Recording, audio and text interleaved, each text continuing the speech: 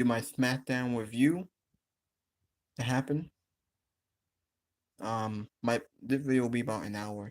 Hit that like button, leave a comment, please subscribe to my channel. Let me know in the comments if y'all want to see more. We are going to Smackdown. Wayne's and LA Knight make it official. They had the contract signing. Um, there's a lot to talk about really. SmackDown was okay. We had the LA Knight promo. We have LA Knight and Roman Reigns open the show with the contract signed. They make it official. Kevin Owens and Austin Theory. That maybe next week. Some matches were scrapped. Charlotte and Shotzi versus Chelsea and Piper. That match would change into just Chelsea Green and Shotzi Blackheart. I don't know why. John Cena and Solo Sikoa, they come face to face. That match is made official for Crown Jewels. John Cena hasn't won a match in 5 years. So this is gonna be an easy victory for him. We have the Braun Blue versus Pretty Deadly. That match didn't take place. It might be next week. Bianca Belair and Bayley, it's gonna be next week. Logan Paul and Rey Mysterio and a weigh-in, it's gonna be next week. So there are a lot of changes on this show. A lot.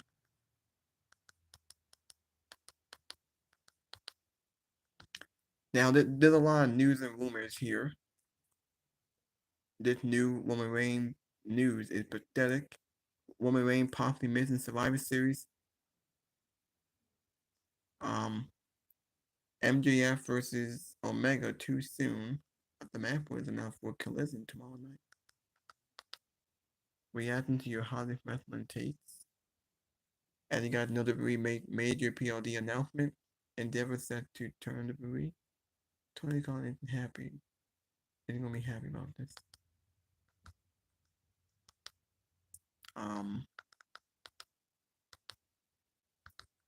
That was on NXT. Becky Lynch lost the NXT title to Lyra Valkyria.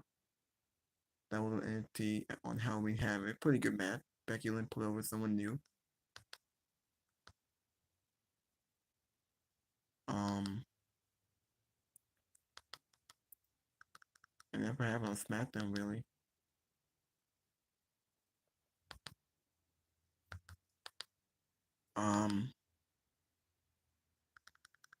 Alright, now let's go into some of these.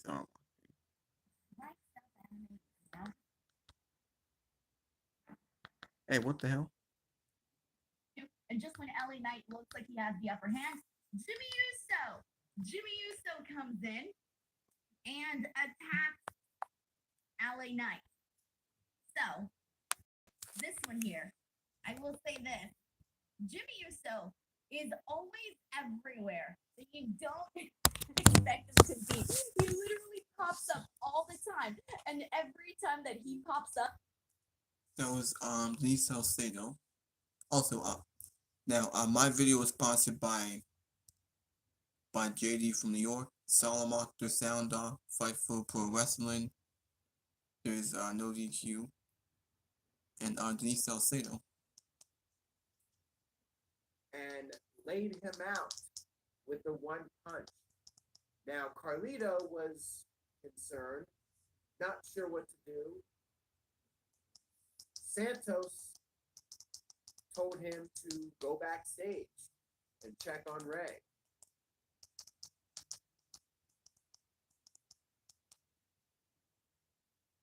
For October 27th, holy cow, we are in full spooky season, headed around the corner to Halloween and Survivor.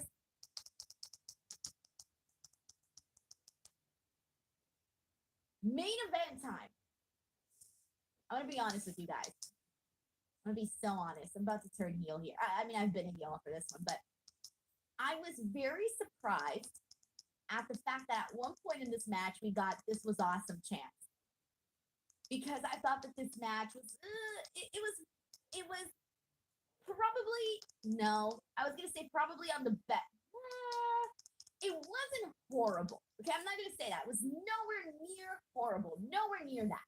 But it was generic. But the crowd was really into it. And I was like, okay, this was one of those matches where I really feel like the crowd made this match mean, because they got Crown Jewel next week. That's why.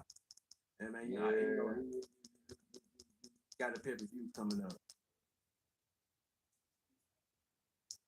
Oh. That Prince, I mean, Yo Joss.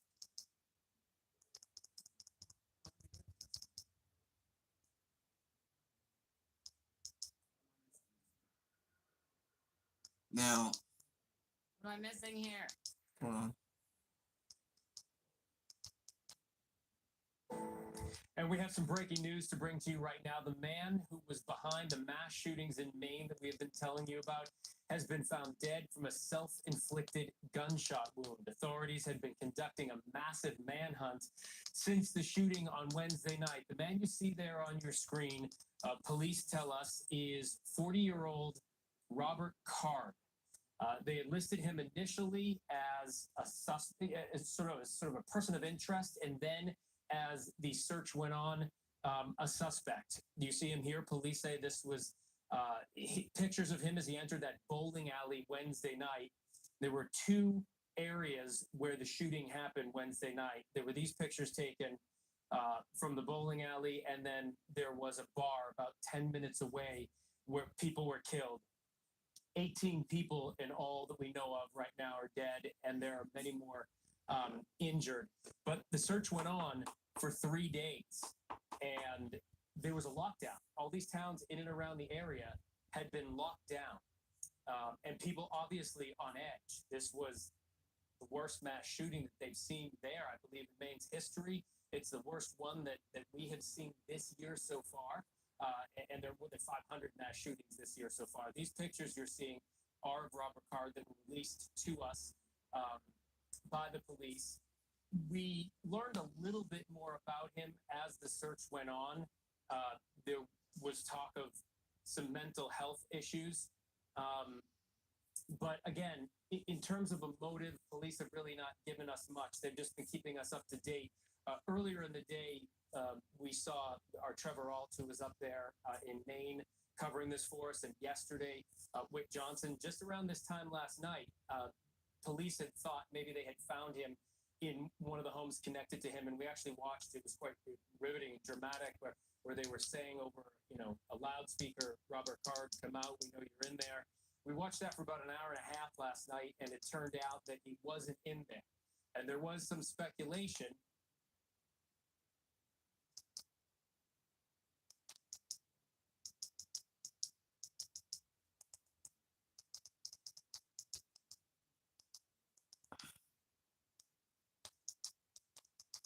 Sorry, I was watching the news just to see what was on.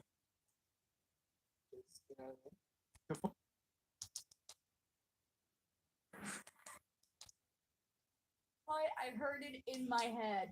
Oh, great. Now I'm going to have to I haven't had Burger King in a long time. I'm going to stop talking about Alright, now let's go back to what these have to say.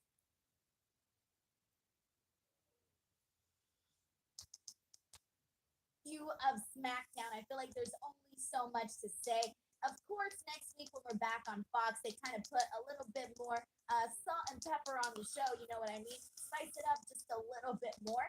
And of course, next week will be the go-home show for Crown Juice. So I am expecting a little bit more from that show. But today's show was honestly a very, very easy breezy one, I would say. But before we get into all of that, I want to take a second and thank everybody in here for hopping on in. We got a couple of people here in the chat saying they thought today's show was pretty fun.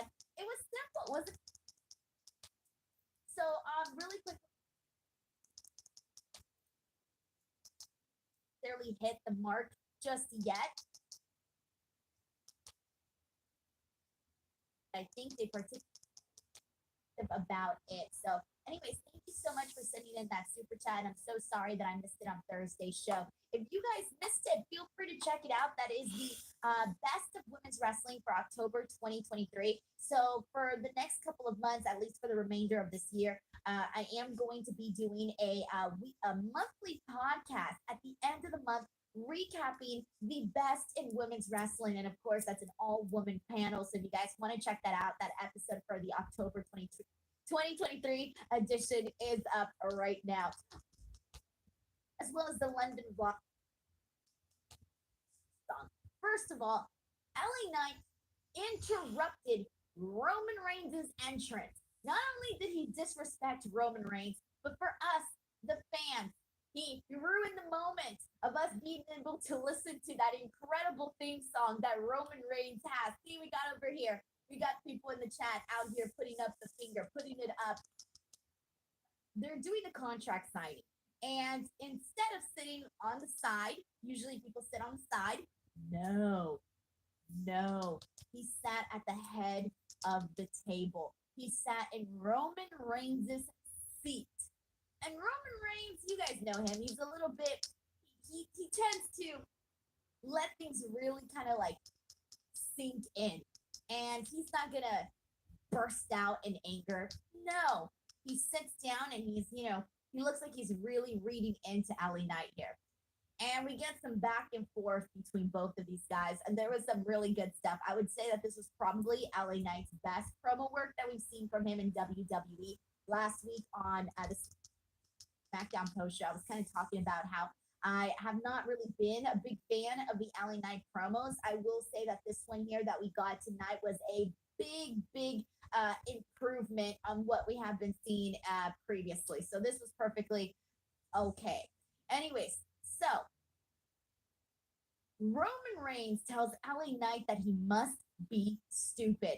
He asked him if he ever had a championship match before and tells him that he clearly has no clue on what to expect. And then Roman Reigns went in a direction that I wasn't expecting him to go into. Literally, after he asked him if he's ever had a championship match, and LA Knight didn't answer because he knows the answer is no, Roman Reigns says, I'm going to make it really nice for your first time. I'm going to go really gentle with you. All right, sweetheart? I kid you not. If you missed this, I am not making this up. This is literally what Roman Reigns said. He's out here making fun of LA Knight for being a championship match virgin in WWE. And this was freaking fun. Stomping on him, but then LA Knight returns the favor, starts actually going to come out and interrupt. So this I thought was pretty damn funny. Later on, we ended up having a backstage segment where Paul Heyman is showing Roman Reigns the Green Bay Packers championship belt, and Roman does not seem to like it. He does not look like a Packers fan whatsoever.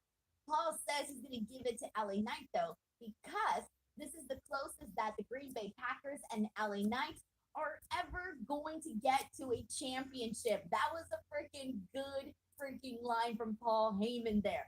But then afterwards, we have Jimmy coming in. Him and Roman have words, and Roman basically asked him, like, what the hell was that? And Jimmy tells him, like, I played the wrong play. I called an audible. So Roman Reigns makes a match between LA Knight and Jimmy Uso, and that is the main event that we get here tonight. So anyways, main event time. I'm going to be honest with you guys. I'm going to be so honest. I'm about to turn heel here. I mean, I've been a heel for this one, but I was very surprised at the fact that at one point in this match, we got This Was Awesome chant. Because I thought that this match was, it was for somebody like Jimmy Uso, in the manner in which he did. I thought that this was a pretty for some really good extra touches to kind of give LA Knight the sense of badassery, like FK, have it your way. Throwaway show due to the World Series double taping tonight and Crown Jewel next week. Also, I await this message you said you would send me. Thank you, Sheldon, for I was thinking about that earlier today, by the way. Please, right now in the chat, please send me your social media handle. Please. Version day. Sing along. Now the pre-tape show. Oh, dude, man, have an awesome time. LRGXP. Do not have a problem with them doing the match between Bianca Belair and Io Sky heading into Crown Jewel because the story is there. We'll talk more about that in just a second. Will Chisholm says, I did love the and for like the longest time.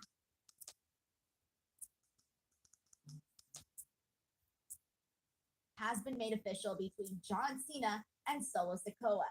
And we pretty much knew that this was going to happen. Like, this was a match that we knew was going to be made at some point. And I am looking forward to it because last week when John Cena teased his whole thing about being not having won a televised singles match in 2002 days. Now it's 7 plus 2, 2010 days probably. we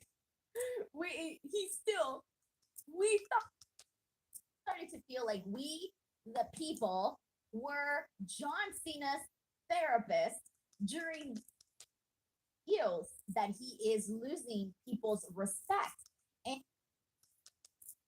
the WWE. But from his perspective, it's a little bit different because he's like, I don't want to lose this. Like, I love this. I don't want to lose this. So now Crown Jewel, and this is where it became funny because he's really hyping up Crown Jewel. A lot of people say that Crown Jewel is the pay-per-view that they tend to miss because people see it as a glorified house show. So John Cena, of course, he comes in and he starts talking about how this is a can't miss show. I know you guys don't miss WrestleMania and all of these other pay-per-views, whatever, but he's like, do not miss Crown Jewel. Because for me, this is a must-win event. Just sitting there, staring, listening to Paul Heyman talk.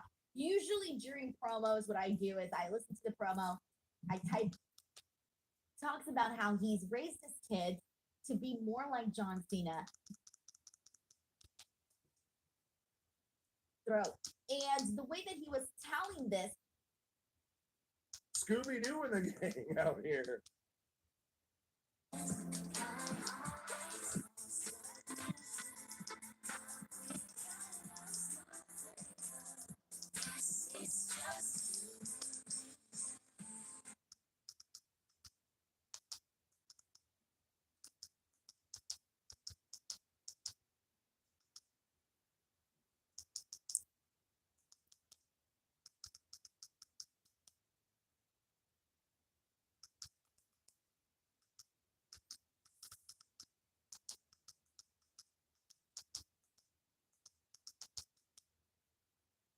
Samoan Spike until Crown Jewel, because then when he would have hit it at Crown Jewel, everybody would have been like, oh shit, after everything Paul Heyman said about John Cena's voice and the way that he is on the mic.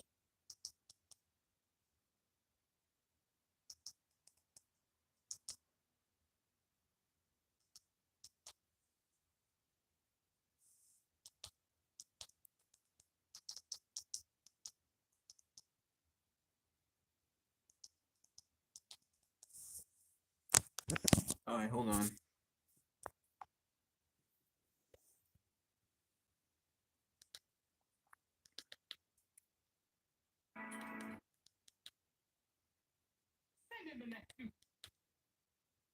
That you never here to defend this title. You're holding it hostage. There's so many more newer material that LA Knight could have used for this. He was very cerebral about the way he did things, and he was cool, and he only defended it when he wanted it to. Totally, they're two different things, but the similarities are there, which is great. It made me feel like I was watching something that I truly enjoyed, even if it was a. But personally, I think it would be an upset, honestly, if LA Knight were to defeat Roman Reigns. I think it would be an upset, at least for me. Maybe not for everybody, but at least on my end of things, on my side, on my vote, this would be an upset, in my opinion, after everything that's been done with Roman Reigns. So, but like you mentioned, you want to protect LA Knight. I get it. I feel that they're going to do that by having Roman Reigns typical booking again and having like 100 people come out and help him. You got your Jimmy Usos of the world, you got your Paul Heyman of the world. Yeah, I know Solo Sikoa has his own business, but who's to know, he might come out again and help out Roman Reigns. Who knows? Roman Reigns has got people to go out there and lend him a hand if need be. So that's probably what they're going to do. We'll see what they end up doing. John Deller says, do you feel like Dragon Lee moved to the main roster rather quickly? No, I like what they're doing with Dragon Lee. He had a match today with Cedric Alexander, who's another guy that we started to recently see them used again in the company because for the longest time they really weren't using Cedric Alexander, but now they started to use him a little bit more. And Dragon Lee, I like one simple thing that they've done with Dragon Lee, and that is that they have consistently had him out there on SmackDown. And I appreciate that little thing of consistency because you don't often see them put over somebody like Dragon Lee the way that they have been. They highlighted him well in that tag team match that we saw last week with him and oh my gosh, Cameron Grimes against Austin Theory and Grayson Waller. I thought that they highlighted Dragon Lee very well in that, and even some of the other things that he's done before, they've done pretty good with him there. So personally, for me, I'm happy to even see them give a damn about a luchador that isn't Rey Mysterio on the show, and the way that they have commentary, talking about his family legacy, talking about the things that he's done. Little things like that go a very long way, and you don't always see that, especially when it comes to Hispanic wrestlers. When it comes to luchadors, you don't always see that treatment. So for me, I'm just happy that they're even keeping him consistently appearing on the show. And when he's on, even if he just gets a little bit, they make it seem like a lot more. So I was a fan of what they did with Dragon Lee here tonight and what they've been doing so far. Now they just need to keep it going. They need to keep it going, and that's kind of about it. Dragon Lee got the win with an inverted DDT on Cedric Alexander. It was a fine little match, man. Thank you so much to John Deller for sending in that super chat. All right, guys. Sheldon Jackson sent in his I don't see it yet. Oh man, I feel so.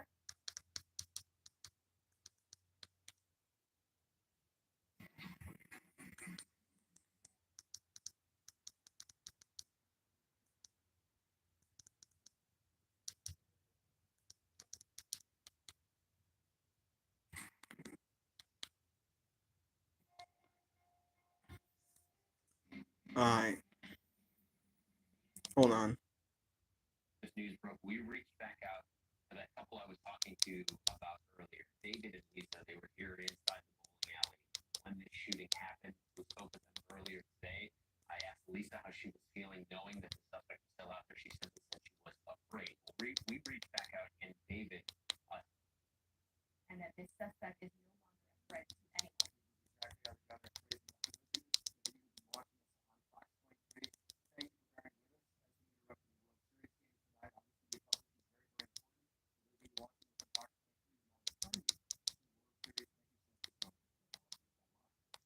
said that passed along that actually had hunting restrictions that it's been lifted as well. So the resident hunting opportunity for tomorrow is open across the state through those 4 communities. So a lot of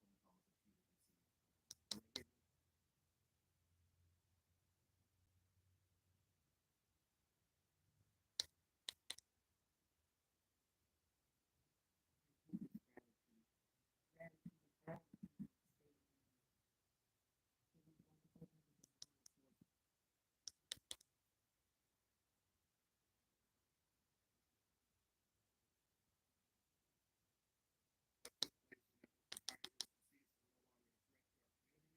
Or any other community.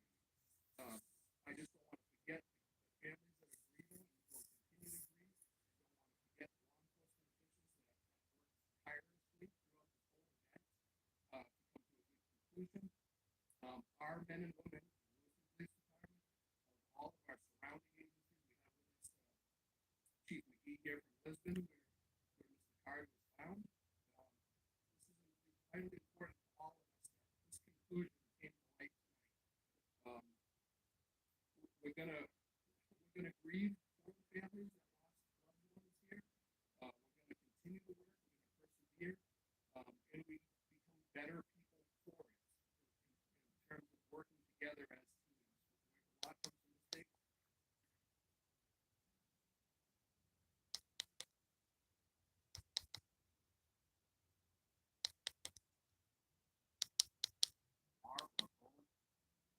Unfortunately, they're following closely what is happening. Great news is happening right now. There were indications or fears that he may have been found dead because the note that was found previously by law enforcement indicating that he did not plan to be alive when that note was found. clearly this seems to be playing out now, according to these sources. To give you an idea of what the past few days have been like here, it has created a sense of fear at the very least unease for the people here in this community, not knowing where this person was as they went to bed at night, as they locked their doors twice in some cases, as they barricaded their doors. Some posted on social media, again, unsure of what this person could be capable of. Now, earlier today, we got more details from police on how this attack unfolded. First, at a bowling alley not too far from where I am right now, and then minutes later came here to this location, to the restaurant behind me, opened fire.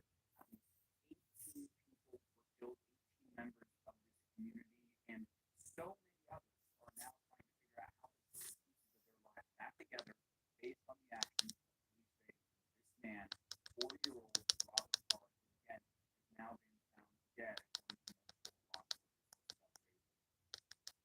More than 48 hours search, a press conference from state police and other law enforcement lived in the area. While we don't know the exact specific location in the woods, that has been a lot of the primary focus of where investigators have been searching. They're coming through the woods. They're looking along the river. They even told us earlier today what they would be doing, even sending divers into the river to potentially look for evidence. And we're not sure exactly what part of that strategy made them get to this final hurdle, but this is a sigh of relief for so many people in this community, again, who were living, in some cases, in fear about where this person was. Yeah, so many areas still locked down. More breaking news there that the suspected shooter in Maine has been found dead. Thank you for that. Omar, we'll back to you in a moment. More on this. I'm going to bring in chief law enforcement and intelligence. Place was an indicator that he wanted to put affairs in order. Now, tonight, a search in an area discovered Robert Card dead of an apparent, only the medical examiner can make that determination, self-inflicted gunshot wound. I am told this is a wooded area near a this is where he used to go with his girlfriend and open fire on the people there. The symbolism of going back to the place where he had been fired to that area and killing himself so he would be found nearby there. May speak to a lot of the issues that were driving it. Do we know anything else about how they actually found him? Because, I mean, the amount of resources behind this search effort was extensive. We don't know. We'll know at 10 o'clock. But I think we can project that, they've been searching wooded areas around there almost and going to a bridge. Which is so difficult. And very challenging. But also, looking in areas that would be significant to him. And the recycling center, a place where he had worked and then had been discharged from, would be significant to him. So that is there's one other thing that's notable, which is, and we learned this today in our reporting on the story, which is he bought the gun, not just an AR-15 rifle, but an AR-10, a high-powered rifle that uses a sniper's bullet, that's used for long-distance shots and hunting big game for about January 6th. January 16th, the Army called the New York State Police, the National Guard called the State Police and said he's out of control, and they take him to the hospital, and then they refer him for treatment. And then those two things, buying the gun and essentially being put into a psychiatric ward for observation for a period of time, are in very close proximity. What we're trying to ask is, did authorities from the National Guard ever pass that on to the National Guard in Maine, where they had access to weapons, to complete weapons training, to people in Maine, law enforcement type of ground is carried, and then doing close range shooting of people from the very community that he has been with for most of his life.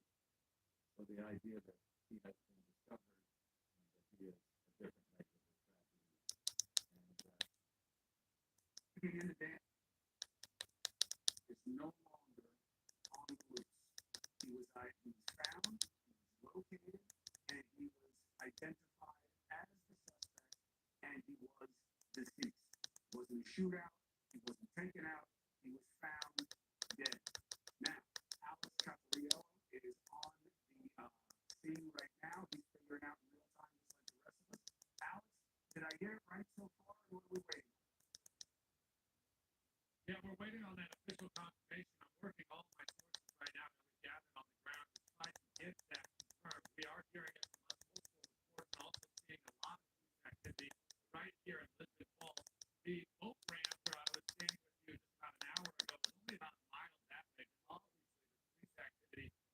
really quite heavy in this area. Just not long ago, we saw an ambulance fly by. And I'm telling you, they were full speed ahead with their lights and sirens blaring. So something is going on right here in this only about a mile from that boat launch where they found his police vehicle. Somebody's report saying that his body was found behind a recycling center again. Not confirmed, but we are trying our best to work our sources to try to get that information. Here's what we do know.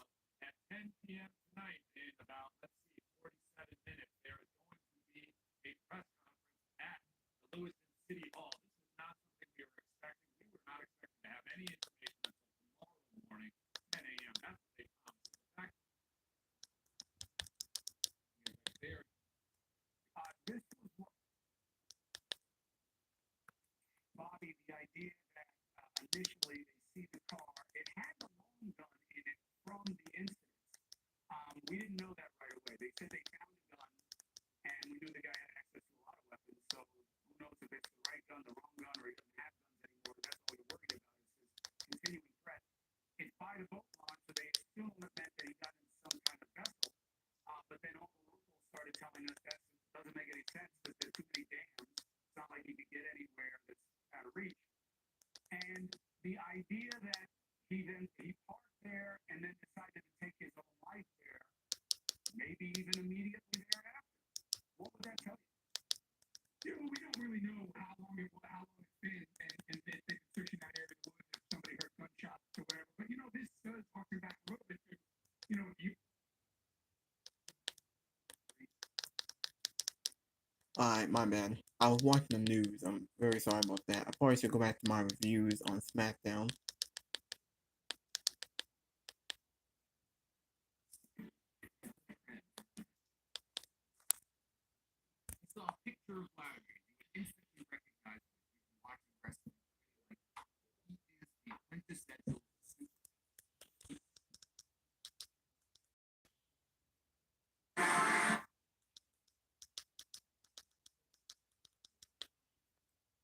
Tomorrow for AEW Collision.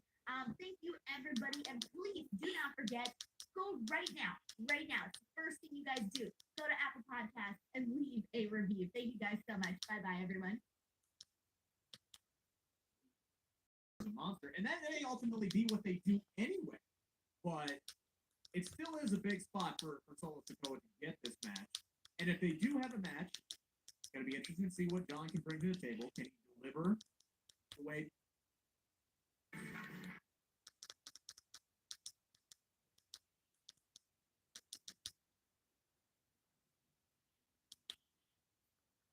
So that's where my mind.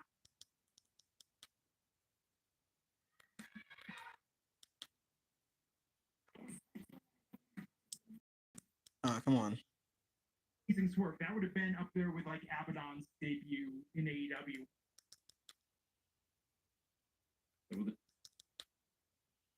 Best friend, he would ask around, could not get a straight answer about why this documentary was shown. It was completed, it was praised, and it was almost like they were afraid to release it. Unfortunately, Vladimir has not been in the best of health in recent.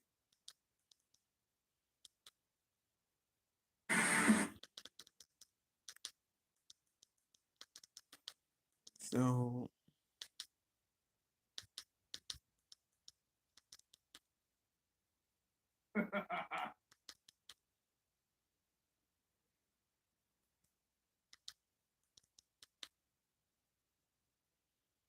have them involved in the trios. I know they want to help MJF, but I don't know, bro. Again, it's just to me, it's part of the scrambly eggs we got going on. All right.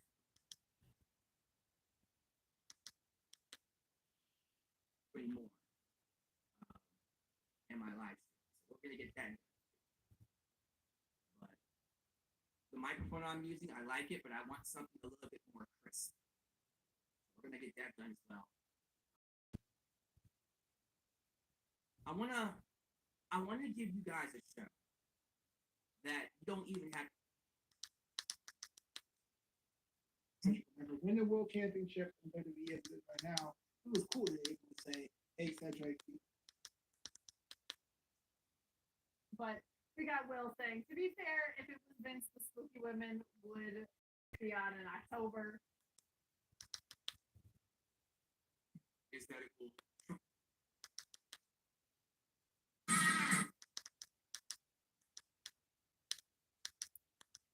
Alright, so now Crown Jewel is 1 week from Sunday. It's 1 week from Saturday. Next Saturday. Like I said, Bianca Belair came back. She challenged Io Sky at the Crown Jewel. Even though we saw this match a few times, we saw it at Backlash. Maybe Charlotte can get involved. Maybe Bayley can get involved. I don't think Bianca needs to win it. I think Io will definitely win it. I forgot to mention we had Dragon Lee and Cedric Alexander. You know, Dragon Lee so far being booked fine on SmackDown. Now Cedric Alexander, he been on TV a few times. I'm surprised that Cedric is not released. He's not in budget cut. I'm surprised he's on TV. Now Cedric is still young. He's still in his prime. He's also a great talent, so I'm glad that he's being used. But how long that gonna last?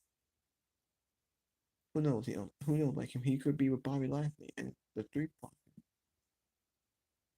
But it was a pretty decent match. I think Dragon Lee won. He's getting over. He gained some momentum. We had Pretty Deadly attack the Brawling Brute at a local pub. So execute a brutal sneak attack on John Cena. They're setting up the match for Crown Jewels. Shotzi battled Chelsea Green. This match for 3 minutes. Why is Chelsea Green on SmackDown? And Shotzi shouldn't rate them as anything. Logan Paul punches Rey Mysterio. Next week they have a weigh-in on SmackDown. Now SmackDown next week gonna be pre-taped. I think like right now I think they said tonight it's gonna be pre-taped for next week's show because obviously next week is Saudi Arabia and it's like a 17-hour flight. But we did get the LWO and the Street Profits. The Street Profits, Monte Ford and Angelo Dawkins got new entrances. They got new themes. They got new attires. They came out looking serious. Lashley doing great. He getting them over. He turned them heel. We did get LA Knight and Roman Reigns in the contract signing. This was the opening of the show. LA Knight brought with Roman Reigns and Jimmy Uso.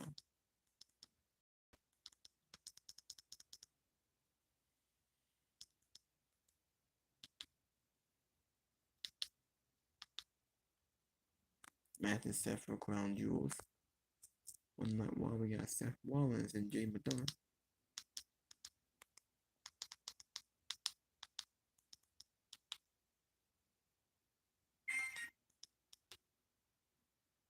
chat which he laughed off. And Aldous thanked them, and he said that his portion of the festivities is now over, and he wished them luck in that.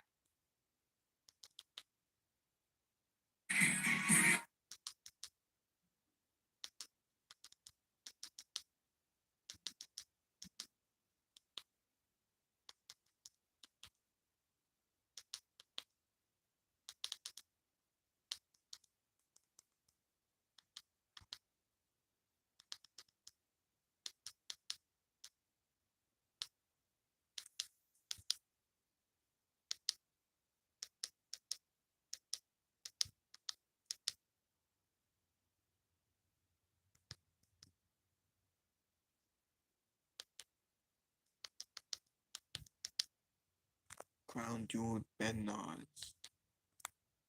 Alright. New match is added for Crown Jewels.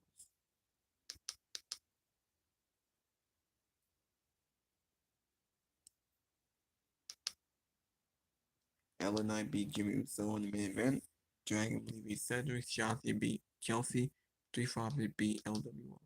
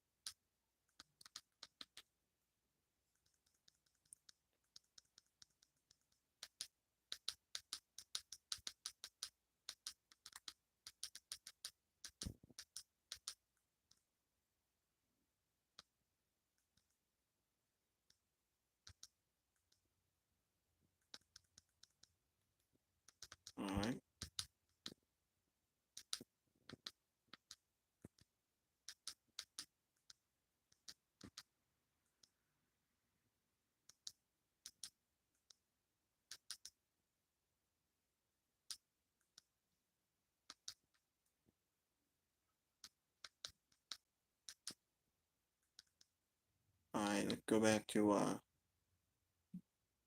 John Jones is fighting 2 weeks, I think.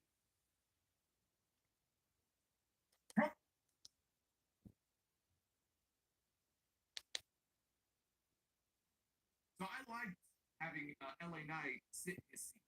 I liked him taking the seat at the table for the segment. Just generally being annoying and getting under Roman's skin. Knight was great here. I thought he came off great. He came off like a total star. But as I said, he will suffer the same fate that Drew McIntyre suffered in Cardiff, that Sammy suffered in Montreal, and that Cody suffered in LA. It's just the way it's. I wish that it wasn't so predictable, but they did a good job, though. As good of a job as they could do to try to convince you that this is actually going to play out in a way where maybe he actually has a prayer. He's out. Okay, there you go. I figured I read something like that. Who's taking his place? What, do they got an interim champion again? It's always something with John Jones, man. Guy can never stay stable. Okay. I'm not a big UFC guy. Nah, some of you guys may be. It is what it is. John Jones is hurt. Oh, well. Getting back to SmackDown, you know, they really haven't done much to make SmackDown an enjoyable watch for 2 hours. They really haven't. Crown Jewel build is bland. WWE really isn't doing much on Friday nights to make it worthwhile.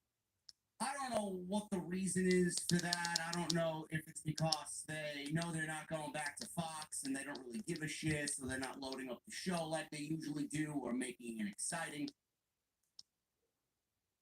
But man, oh man, SmackDown just feels very low budget.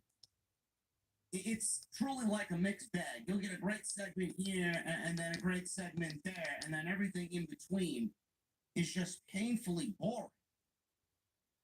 I don't really know what to describe it as, but the way SmackDown feels to me, it almost feels like they, on top of no effort, there's no real wrestling on the show. Everything just seems very simplified.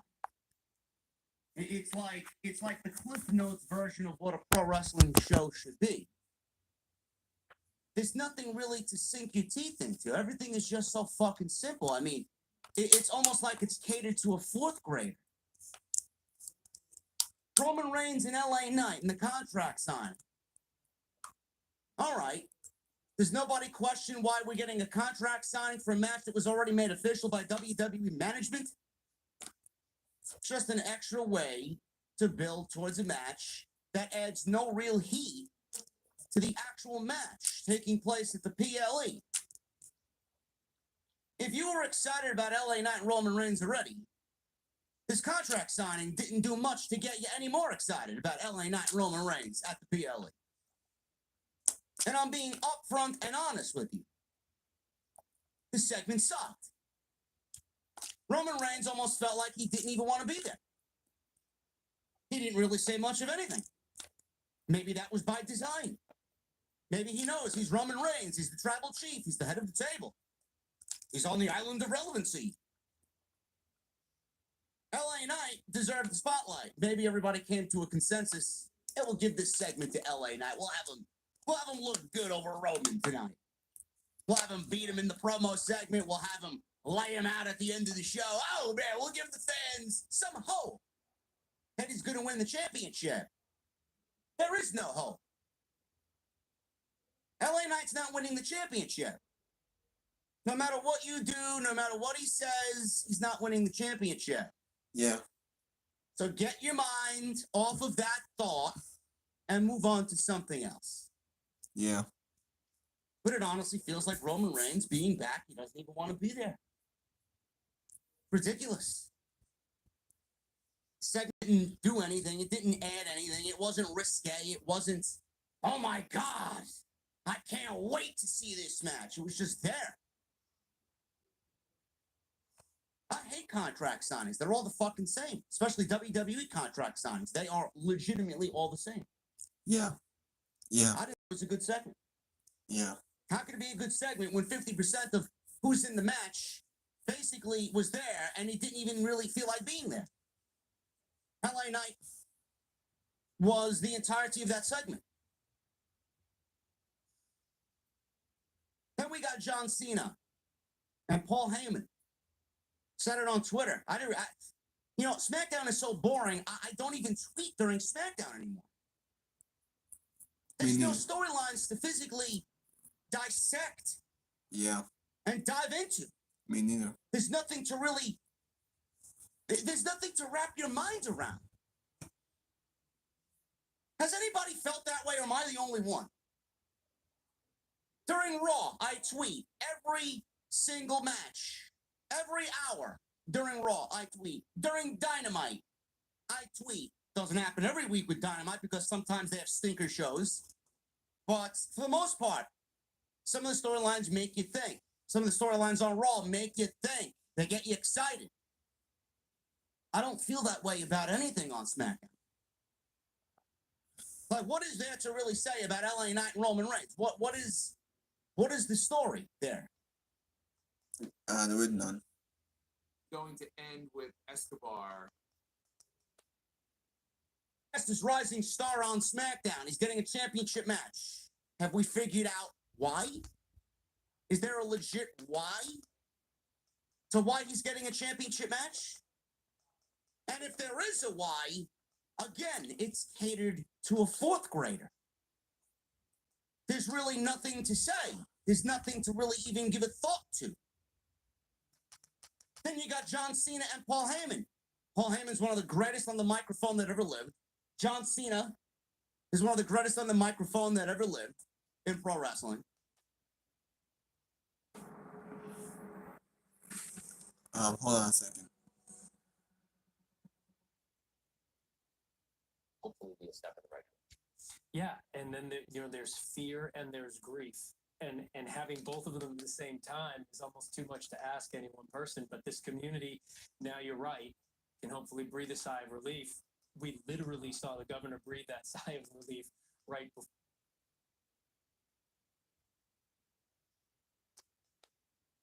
There's some form of punishment, and it appears now they're not really likely to get either of those things. I will say, Phil, in a broader sense, what I think is going to help with the relief in a number of things, and we've talked about this in a few different degrees, and we were just speaking about this pretty recently with another person you had on, is the relief for law enforcement also. So some of the first law enforcement that we were greeted with is after this shooting had occurred. I mean, you of course had the law enforcement response here at bowling alley at the second scene too, and then there was the search. But because this suspect was still at large, everything had to be treated as if he might return. And so outside the hospital, of course, that's typically where you go after a mass casualty event because you're waiting on information. It's pretty rare that the hospital is being guarded by law enforcement officers who are carrying long guns, waiting at the entrance so that even if we wanted to try to get in, we would not be allowed in. That's happening as well. At the same time, law enforcement, while still trying to kind of keep those positive interactions with the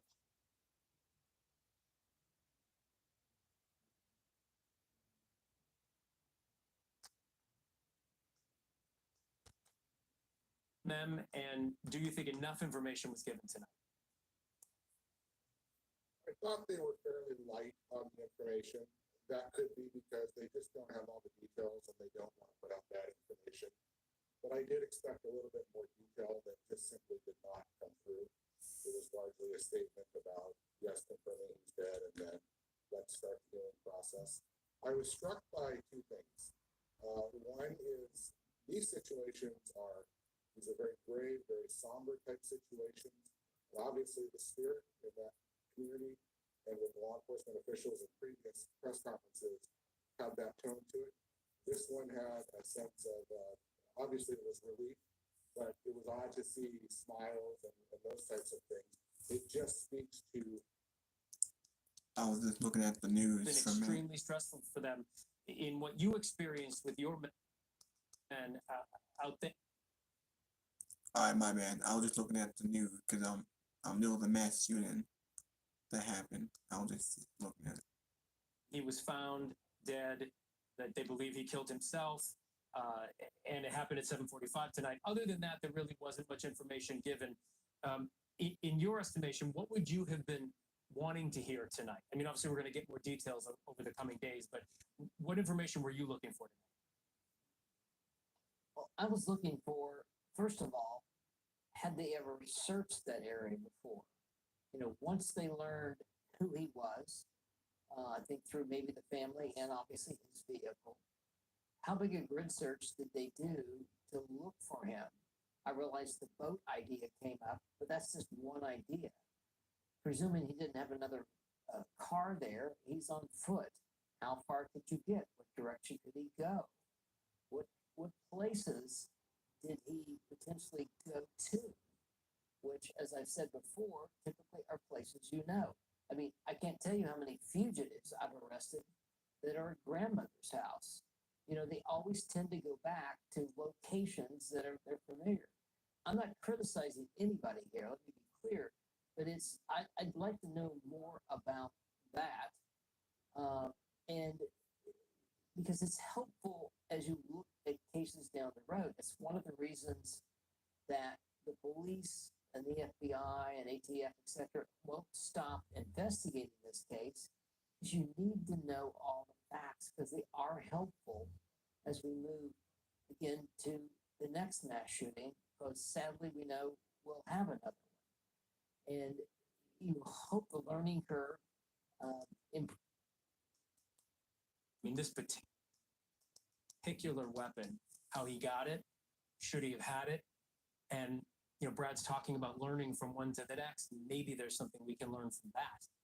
One question that authorities have already conceded they need to dig into is his mental health history and understanding whether what happened over the summer when he was given some psychiatric care at a military facility after it was reported he was acting erratically during some training at a base north of New York City with West Point cadets, whether any of that was ultimately told to authorities in Maine, who may then have been able to act to take away his guns. That would have had to have been a fairly specific level of detail. We're not sure that even if it was conferred to Maine authorities, whether it would have been that specific, but that's going to be one question that authorities have already said they need to understand. Right. All right, let's bring in now ABC News affiliate. That his body was actually found in a dumpster. It is unknown how it got there. There are still many questions here. Of course, investigators are still on scene here at the recycling center trying to piece everything together to determine so many questions that remain unanswered. There is a helicopter that has been hovering over the scene, believed to be Maine State Police. It was flying over the scene for quite some time earlier this evening. And again, police here just trying to find any clues to how Robert Card got here. His car was found about a mile away. All right, so about a mile away from his car. Jennifer, I'm guessing you've been there all day. What changed in the police presence, their posture? They told us 7:45 tonight is when they found the shooter's body. What did you see change in that area? Yeah, so at 5 p.m., when the news media was briefed by Maine officials, that's when you could really notice a shift in the tone that they were speaking us in. And down that road, there are more flashing lights, more.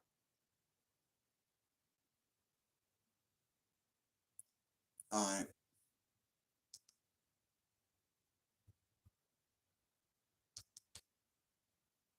Those communities.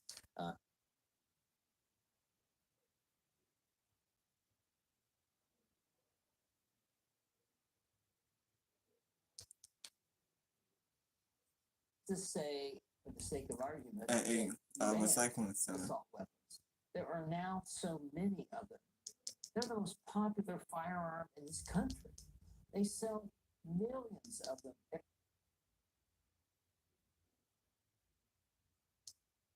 every year. I called President Biden to inform him about this news. I've informed Senator King, Senator Collins, Representative Pingree, and fortitude, and for the leadership, right, the city of Lewiston and the state of Maine. They're grieving and will continue to grieve. I don't want I'm about to go back to Getty from New York. Only reason why I'm watching the news is to see what happened.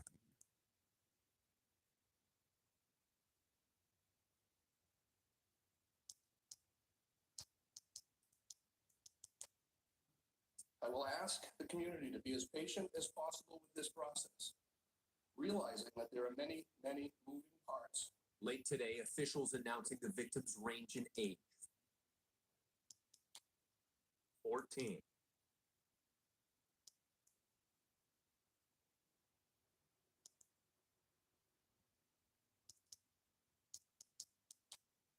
Brief time, she's going to return to center.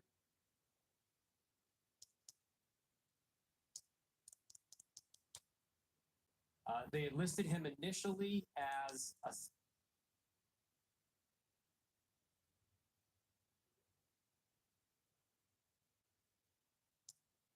suspect.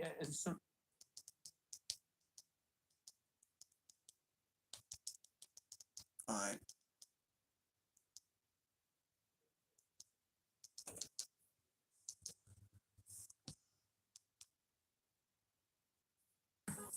Hold on. Hold on for a minute. Oh, come on. Come on now. Hey, cover girls, but Keep showing these commercials. I'm just watching the news, you know. I was so focused on this match. I probably shouldn't talk about it, but They also were I'll doing get back a into grid Smackdown search just in a minute. where members of the Forest Service in Maine were going to be going step by step to try and search the wooded areas along the river. And about a mile away from where his car was found is that recycling center where he worked and where his body was ultimately discovered dead of a self-inflicted gunshot wound. You mentioned his family. You were talking about how cooperative they had been throughout the process. They had been cooperative, we're told, speaking with law enforcement officials almost immediately after the two shooting scenes had unfolded, and they were able to give police a description of someone whose mental health had clearly been on the decline. They also told police about a 2-week stint in some kind of psychiatric care belonging to the military after an episode over the summer where he was behaving erratically while training with Army reservists. He was an Army reservist himself since 2002, and he had been hearing voices in his head. He had threatened to shoot up a National Guard facility or an Army Reserve facility in Saco, Maine, and fellow soldiers, in addition to reporting his erratic behavior, had said that he had been perhaps threatening violence toward them. So that was the result, a 2-week stint in a psychiatric facility. Once he was discharged, it's not clear whether the military ever let authorities in Maine know that could have taken away perhaps his weapons. All right, Aaron Katersky with the latest. Thank you very much. And now I want to bring in Brad Garrett. The shooter, Brad, has been found dead. You heard that with us along tonight. So where does the investigation go from here? So you have to finish the investigation. In other words, did the hospital there come up with?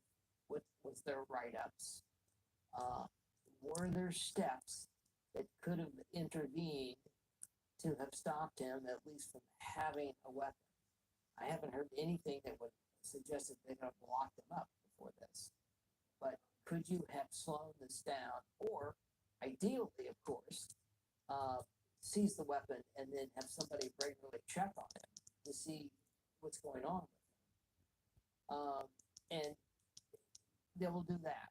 So every piece that you would normally do, Phil, to prepare for trial, they're going to do. You're going to have to write a detailed report as to from the beginning, from 2 nights ago, from where it started, all the way through up until his body was found, and then all the pieces in between, which is going to take them back weeks, if not months, into his life to better understand what really happened here. Brad, the significance of where he was found. We're being told that he once worked at this facility. Again, as you said earlier on today in some of our coverage, you were leaning toward that they were probably going to find him dead. That is what happened tonight. What's the significance of where he was found, and does it surprise you that he was found at a place he knew? No, because people tend to go where they have a history. So I'm going to assume here that the reason he drove his car to that boat dock that is in proximity of a recycling center. And so it makes sense to me. It's not always the case. But even in cases where people go, let's just take mass shooting out of it and go to suicide. Even people, when they tend to take their lives, if they take it in a violent way with a weapon or they take medication or whatever it might be, will sometimes go to places that they have a history, in the woods, in a cabin, wherever it might be. And you always have to look at mass shooting cases is that that suicide is always a major component. And so you have to think, you have to put on your hat of, okay, if this is a suicide, he obviously survived the shootings, where would he go? And then you make that list, and part of the places that you search would be logically the recycling center. And at the end of 3 days, we now know. Brad Garrett, thank you for your expertise throughout the entire 3 days that we've been covering this. Really on point, Brad. Thank you. Now to the innocent lives taken. We have to talk about the people who were killed here. There are at least 18 dead. The oldest, 76 years of age. The young.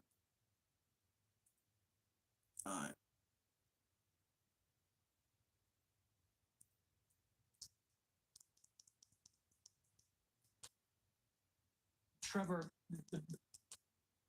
survivors and victims are going to go through. And once again, now that we've reached the conclusion of this manhunt, and 48 hours of terror really that has gripped this community, there are once again mixed emotions. Certainly, chief among them is relief because so many people had to continue living in fear as the suspected shooter was still out there on the run. I did earlier today, I spoke with a couple, David and Lisa. They were here at the bowling alley when the first shots were fired. They had to rush out to get to safety, made it out, but they lost several of their friends, including Lisa's best friend of 36 years. Once we learned that Robert Card had been found deceased, we reached back out to David for his response, and he did text us a reply, and he said that we can quote him, so that's what I'm going to do. He says, "I cried. Lisa was relieved. We'll be able to sleep tonight." A post online stated, "Hope he burns in hell." I replied, "Hell is too good for him." And you can quote me, "Thank you, that's all." What I had heard from this couple is, number one, Lisa was still afraid that he was still out there, but also their chief concern among all of it is that they wanted answers because they just could not wrap their head around the fact that something like this could happen or why a person would do that. And unfortunately for this couple and for this community, it appears that because Robert Card has been found deceased, having died by suicide according to law enforcement, they may never get those answers. It's possible they were never going to get them to begin with, but it is another layer of the pain. Having said that, though, hopefully, now that these shelter-in-place orders have been lifted, they have this sense of closure that the suspect is not out there. They can begin that grieving process. And I know you were watching, Trevor. The governor said this about the discovery of the shooter during the press conference. Like many people, I'm breathing a sigh of relief tonight, knowing that Robert Card is no longer a threat to anyone. I know there are some people, many people who share that sentiment, but I also know that his death will not bring solace to many. Yeah, Trevor, the governor echoing what you just said. The shelter in place was lifted for people in the area today, and now they know, of course, the shooter is dead. What's next for this community that you've been in? This massacre, I would almost guarantee tomorrow there's going to be at least one, if not several, vigils for these 18 people who were killed. What we saw in the immediate aftermath of the shelter-in-place order getting lifted was people bringing flowers, placing them still a block down.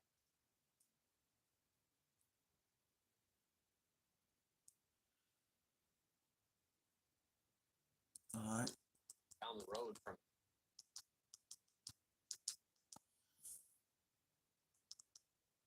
Okay.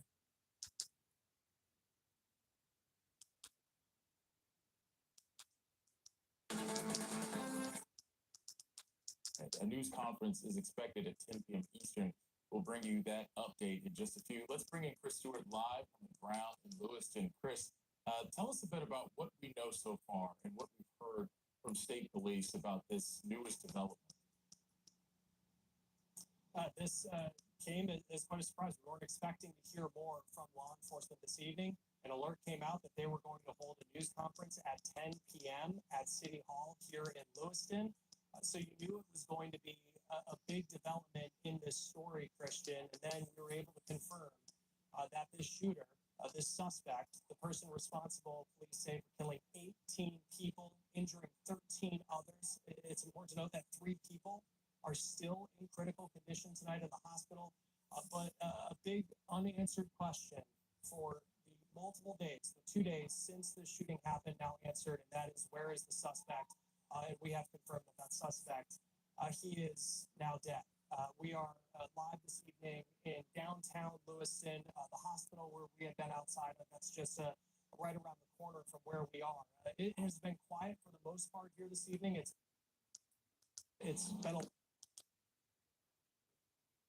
sirens off in the distance, which after they served the search warrant the other night, we weren't particularly sure exactly whether that would be a major development in this story.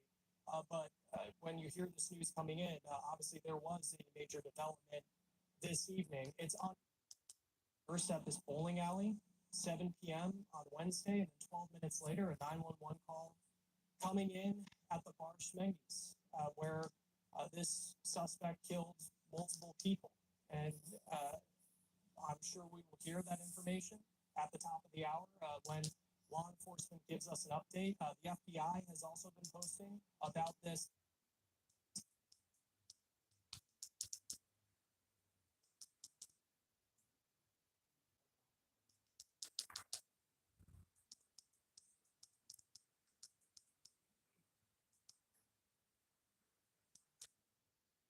Now we're hearing our Aaron Petersky has been talking to sources, and we now know that his body has been found. Aaron, are you with us? Here at Phil, the shooting suspect, Robert Card, has been found dead in Lisbon, Maine. We're told he was found dead at a recycling center not far from the river where his abandoned car had been discovered with a weapon inside. And the authorities are about to give a news conference a short while from now to detail the extensive search that led to this discovery. Phil, there had been a focal point along that riverbank today with hundreds of officers and a number of divers even in the water. Turns out he wasn't in the water. He was at this recycling facility in Lisbon, Maine. It's possible he may have worked there, was fired from there.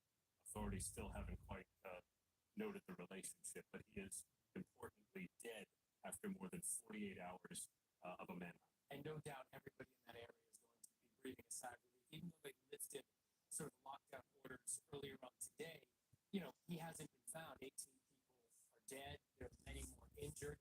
Why don't we, for our viewers who are just joining us right now, let's go back to Wednesday night when it started. If you have to sources, I can. Yeah. Let's go back to Wednesday night when this happened. This was horrific in nature, and it just grew from one shooting to a second area, and then a shooter on the run in lockdown. Take us back to Wednesday night. Wednesday night was an awful night. There was a kids' bowling league underway at a local bowling alley in Lewiston, Maine. When the first shots rang out just before 7 p.m. Eastern time, there was a second shooting scene at a bar and grill. 7 people dead at the bar at the bowling alley. 8 people at the bar and grill. 3 people died at the hospital. We learned today the victims ranged in age from 14 years old to 76 years old. And the most confounding part for law enforcement was the shooter had disappeared.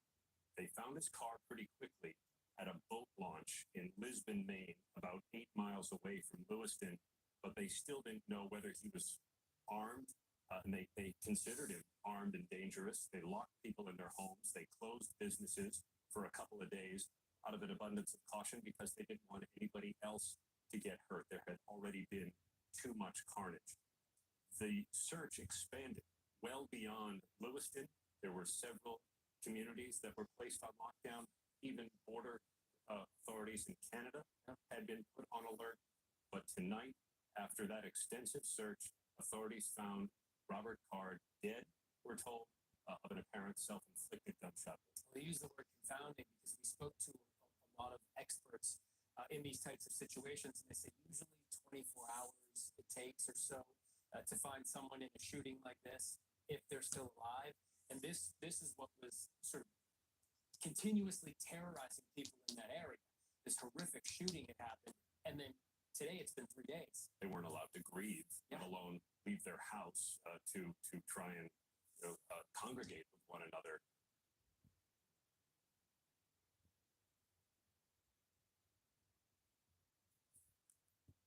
I think I watched this long enough.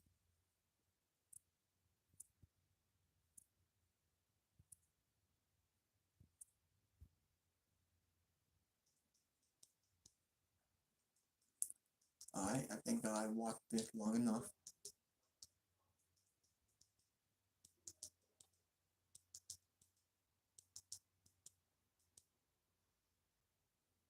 Always appreciate all three and everybody else in here. Always appreciate you guys being here.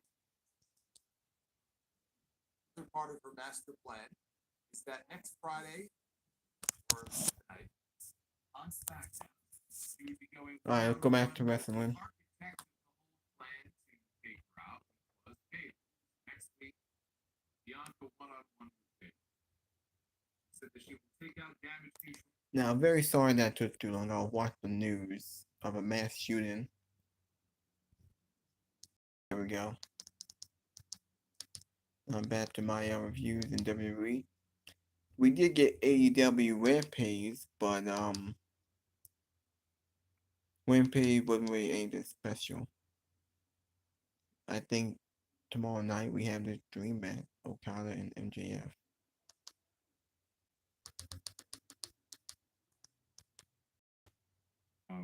I think if he feels he looks like the type of guy that if he feels he's losing touch, he'll. All right, that's my review, guys. Thank you for being here, live chat. I'm only going to be here for a couple of minutes. Very curious to know what y'all have to say. Jesus Christ.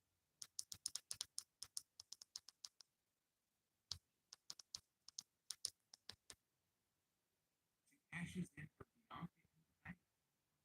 And now she's getting a title.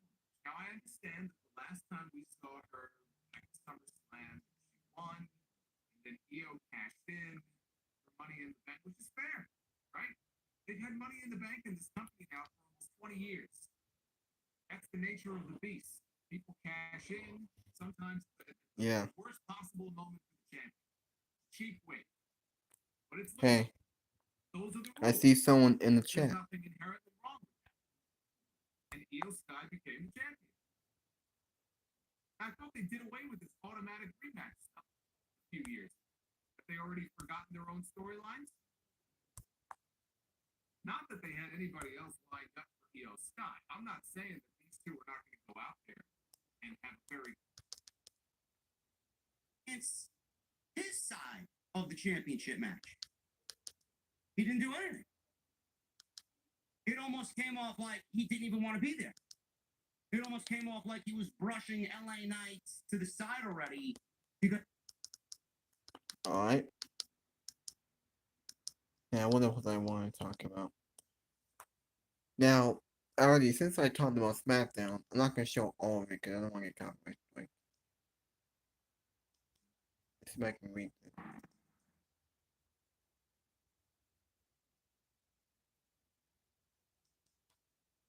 fucking kidding me, this just sucks. So we got the fan commentary about Ric Flair and AEW. Endeavors at the bell on WWE. Controversy already surrounds Ric Flair making his AEW debut on Wednesday to be a part of Sting's retirement tour with the company. And why it just isn't a big deal? Are people making it out to be? Endeavor investigators want to take the company private after the market value of the company is not where Endeavor wants to be. MJF and Kenny Omega are set for a mega match this Saturday on AEW Collision for the world title. But is it the right time? Also, Impact Wrestling once again going back to be TNA Wrestling. Is this the right move for the company? And does the name change make that big of a difference? And as I said earlier, WWE announces another major international PLE with one more on the way next year.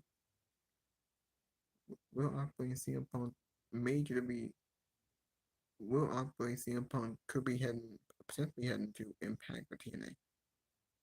And major WWE free agents in 2024 includes some major names. Well, it wasn't my exact review. So we're gonna get into that, and I'm very excited to talk about that. We got Ric Flair and the AEW debut that some people in the community don't really like. I don't see a problem with it as long as he just stays where he is, stays in the background. Endeavor, we'll go over what happened there. There's some news that came out from Wall Street. Endeavor, apparently they're not happy with where the stock price is. Is Vince to blame for that? Yeah. No, not really, but he isn't really that help. And then we'll go over all of the news that came out as far as what they're going to do with major free agents looming and their contracts looming next year in 2024. Plus, we got the PLEs that were announced for 2024. We got a lot to get into, but yeah, man, it's going to be crazy. Follow us on social media, first of all, at JD from NY206, at Andrew Bidala on X. Make sure you guys go and hit that subscribe button to this channel and go check out all the other content. In a car wreck. It was JD's brother. So. Oh yeah, I seen some people saying that. Oh, I hope Andrew's all right. Andrew's all right. I'm okay. I appreciate the love. Yeah, I always will. So thank you for that. What do I want to start off with? Well, I want to start off with Ric Flair. How about that? Okay. We're going to talk about Kenny Omega. We're going to talk about MJF. We're going to talk about all that. Fix my eyebrows because I'm already getting mad. My eyebrows sweat when I almost get my eyebrows sweat. But listen, for you to come out here and say, and I'm talking to you, JD, and I love you, but if you're going to sit here and tell me that it is okay for Ric Flair to be doing anything, and I love Rick, it's okay for him to be doing anything in a professional wrestling ring, you are on drugs. Because if this was WWE, we would never hear the end of it. Wait a minute. In what context? I never said I want. First of all, I don't want him to wrestle. I never said I wanted him to wrestle, but you got to be honest with yourself, Drew. Apparently, this was supposed to happen, number one. And Sting is retiring, man. If there's one man in Sting's career that he has a rich history with, it is Ric Flair. Why wouldn't you? Oh, what happened? You gotta be kidding me. You gotta be kidding me. Come on now.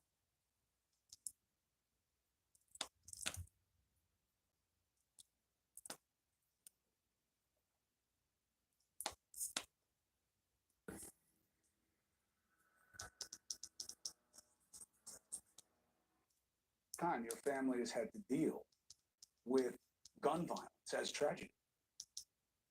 Right, yeah. And so in 2019, his father got shot in Walmart parking lot. He didn't know the guy at all, and General Silvio Luna, along with his right-hand man, Major General Mateo Suarez, took control of the Puerto Maltese government in a violent military coup.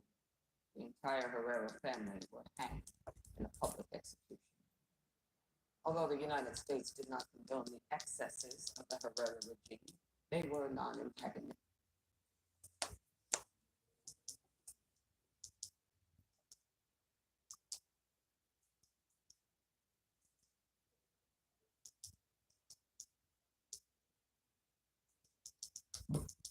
Alright.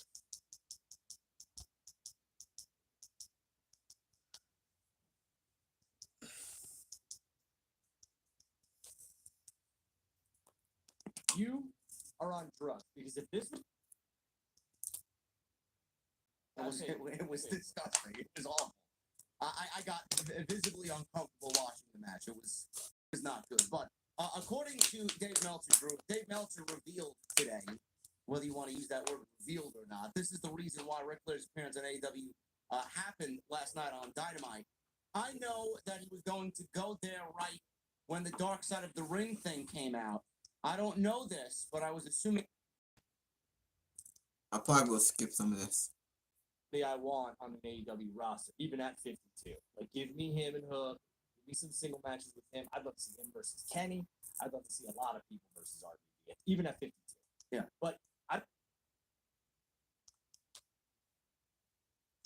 ruined another situation that he was potentially going to be a part of in Philadelphia next year. And he's talking about WrestleMania because WrestleMania 40 is going to be in Philadelphia.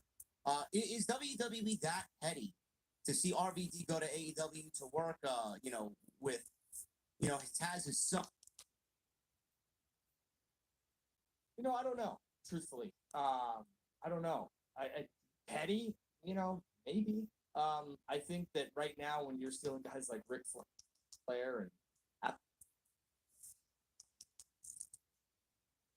WrestleMania 40 plans, Drew, with another international pay-per-view or two following WrestleMania 40. Now, first, WWE announced on August 31 that they will be having a show in Berlin, Germany, titled Bash in Berlin. Now, clearly, the creative geniuses were not that creative when coming up with said title because it's very generic. But we got August 31st, Bash in Berlin. And before I get into the other news on WWE International PLEs, man, I find it to be a coincidence that it's the same week as All In, man. Do you think that was a nice strategy of Mr. Nick Khan over there, man? There is no such thing as coincidence. I don't care whether there's nothing in life that's coincidence. Don't ever forget that, people. I'm telling you, there's no such thing. What a coincidence, Matt. No such thing. And this just goes to show you that WWE, they run a PLE now on Labor Day weekend. That was AEW's, flagship, their big pay-per-view. WWE is cutting into their market, and they're trying to show just how big of a piece of AEW's pie they can take away. So yeah, there's no such thing as coincidence. Yeah, so they gave up Labor Day because AEW's doing All In. They're like, yeah, let's come up with a new concept over there for Germany. Now, is this going to deter people from going to All In? Is this going to create oh man, maybe I should go to this one? No, I'm going to go to that one type of situation. Let's take a flight from Germany. Aim at times. So now that will closely monitor as we get closer. So yes, they did give up Labor Day. Fightful Select discussed that Backlash is listed internally right now for Paris, France in the spring of 2024. Now, that's not really confirmed yet. It's different. They haven't been there 19 years. So, of course, people would go to that statement there, international. But yeah, is this something that we're going to see them add more to the pay-per-view calendar? I mean, I love those crowds. I know you love those crowds. There's nothing like those crowds. So, WWE listen, they sold the company. They're looking to make money. Those untapped markets. That show's going to sell out in Berlin. Easy. I mean, the show in Paris is going to sell out. How many times do you go over there for a major PLE? They're going to rake it in. Well, and here's the thing, right? Here's the deal. WWE has not really tapped into the international market in a long time. They are now, and they had in 2023, and they will in 2024. And I think it's smart. Those fans are starved. AEW saw that market and was like, shit, we're going there. Look at London. I mean, and I see somebody in the chat, All In 2024 is August 25th in Bash in Berlin. 20,000, maybe.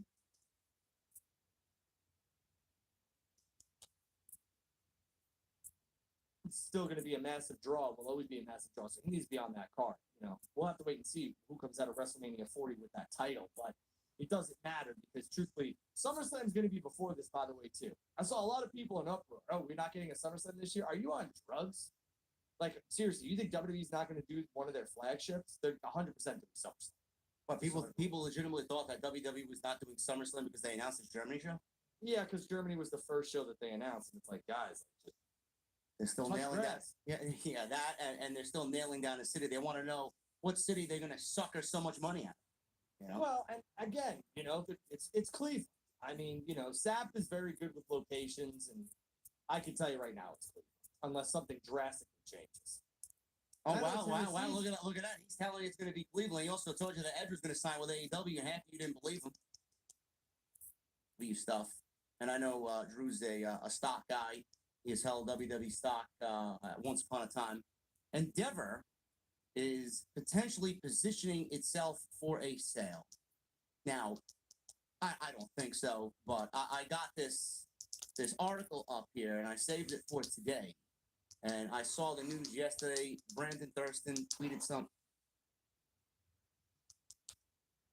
Endeavor and WWE's approach for 2024.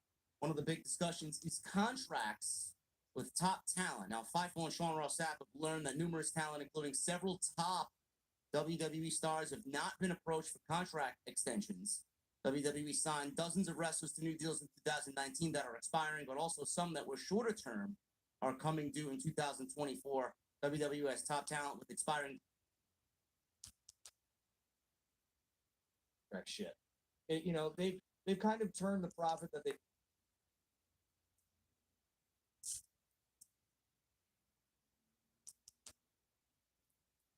And for me, I wanted a little bit more build here, and you make me want it more. Yeah. But AEW is very good at not giving you fuck finish.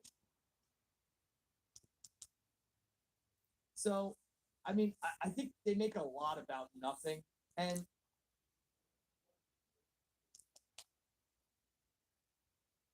or the payoff for the devil and who that is with MJF, or maybe the contract situation with MJF. Something big is going to revolve around the name of that paper. There you go. Yeah. I think the big thing is the devil. Yeah. And I mean, they have hammered, they being AEW. Get him going again. He's a big guy. Him and Will Hobbs can do some damage for sure. But Lance Archer, don't forget him. Lance Archer. Very drastic happens. I don't think you're going to see Seth versus Roman either. That was my next piece of news here. A lot of people were starting that speculation too. I see that being bounced around, and to me, I don't see who win. Like, I don't see how anybody comes. They've done it at the Rumble. They did it magically and masterfully. They need to let that match stay away. Could Roman defend his championship? Maybe. Could Roman be entered into War Games? He absolutely could be, because I would take out Dom and throw Roman. But I know right now the plan is to not have Roman in War Games. So we'll have to wait and see. That's interesting because I have Roman a part of War Games. I have Roman, Solo, Jimmy, Finn, and Damian on the heel side, and then Cody, LA Knight, Jay, and Sammy and KO on the babyface side. I think that's going to be War Games. Speaking of Dominic, the reason why I don't have Dominic in War Games with the rest of the Judgment Day is because of what happened on Raw. I think Dominic and Logan Paul team up against Rey Mysterio and Ricochet at Survivor Series. See that? I can definitely see that. And I've said this before. I said that Logan Paul is coming for a championship, and it's not the World Heavyweight Championship, and it's not, Roman's undisputed WWE heavyweight title. And Logan Paul is winning that United States championship. As he should. I mean, if he doesn't win the championship, I think that's a creative blunder right there. 100%. And he will 100% win that championship. There's no doubt about it. Now, there was a report about that segment from Sap. Sap got hassled by geeks online because he didn't really say anything but the truth. He said that WWE is absolutely piping in crowd noise, and it's disgusting because it takes away from the heel that Dominic and Logan Paul are on WWE TV. Now that this is a major talking point, Drew. I know this is just on the minor scale of things in the news, but I want to say this. It's something that people bring up regularly, and it's very noticeable. But Sap called it out, and if he called it out, he's not going to call out shit for no reason. But it is apparent, and I do agree with him, that Logan Paul is a fucking heat magnet. Why do you got to add to what already is a great heel on Logan Paul? I can say this. I was in Minneapolis for a Raw, and you could not hear Dominic talk when he took the mic. So they might add to it. There's no doubt about that, which I think is asinine. But I can tell you that from being there live in the crowd, you can't hear Dominic when he was talking. And I believe you. I believe all the clips I see. I believe you. But the perception is when people are there, they take their phones out. Look, he's getting real heel heat. They're not adding anything to TV, but they are. You're there. You're not watching the TV show. We are. We agree with you. But the thing is, WWE is adding on top of that to make it sound artificial, and that's where people have a problem. Yeah, and you know what, they've done it before, so people are just kind of like, hey, they're doing this. I can guarantee you they're doing this, and they might not be, but I can tell you that the reaction and the heat that Dominic and Logan Paul get is very loud. And I do want to mention one thing. You could see if Roman is in War Games. I want to go back to Roman too, because we're going to get off topic. Yeah. If Roman is in War Games, watch out for one of the members of Cody's team, Cody and Jay's team, to get injured, quote unquote, or beat down right before Survivor Series, and a la Randy Orton. I like it. Won't be Punk, guys. I can promise you that CM Punk will not be a mystery team member. I can't see it. Punk was already asked about Survivor Series, and he mentioned that the show's sold out. There's not a ticket to be had. I'm not going to be there because Larry, my dog, is going to get surgery on his ACL. His doggy ACL, he said. So. Yeah, well, I mean, thank God he takes care of his animals. Good for him. Yeah, we got to get him a gift. Jesse, we got to get Larry a gift. So maybe that'll draw him to Impact, Jesse. Yeah, maybe. Who knows? But I do like that. Randy Orton. And you mentioned that, I believe it was either last week or the week before that, Orton's return is imminent. And I did go a step further on my end, on my show, and I said that Orton and Roman Reigns is going to be your World Championship match for the Royal Rumble. I like it. I don't hate it. I think Randy and Roman singles match for the WWE champion, the Undisputed Championship is a money match. I like that. And, listen, Tampa is well sold. Yes, they are sold out. I actually have a piece of news on that, too. Survivor Series is going to be great. I can't wait for Survivor Series. But as far as the Royal Rumble, I know, yes, St. Petersburg spent big money to host the Royal Rumble in 2024.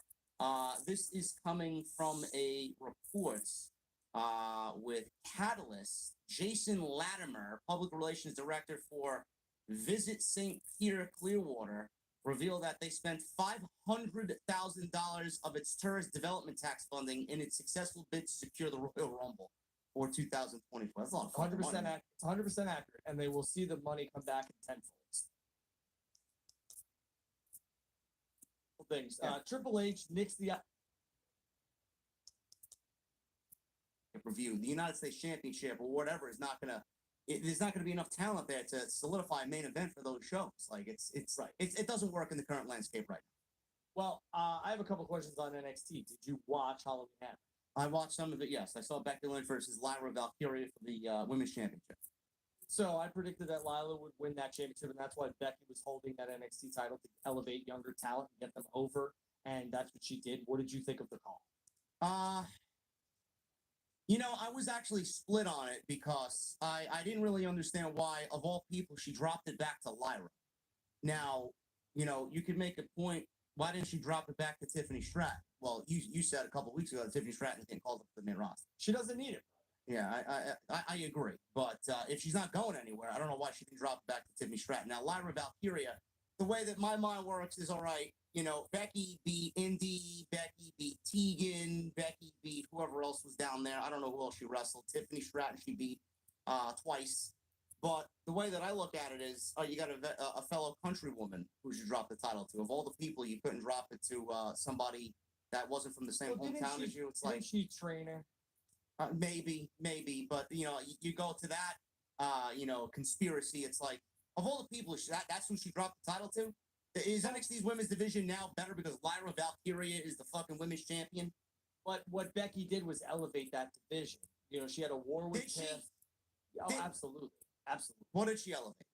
Well, she brought a ton more eyeballs over to that division, a ton more eyeballs over to NXT. Maybe. Their ratings didn't reach 800,000.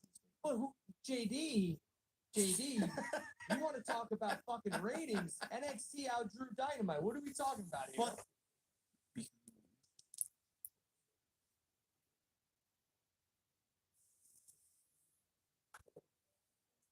oh, come on.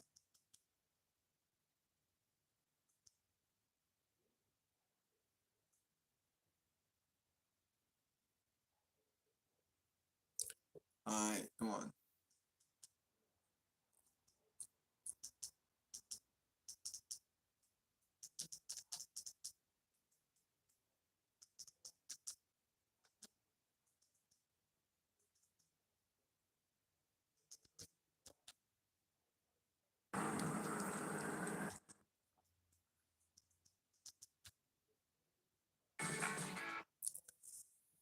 Let's go back to the other one.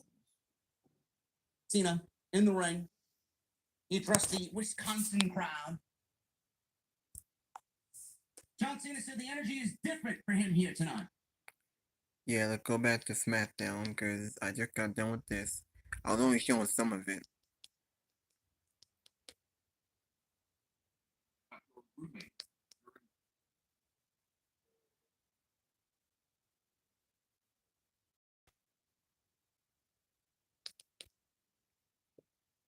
And plenty of people complained about Brock Lesnar back then too. He was the absentee champion.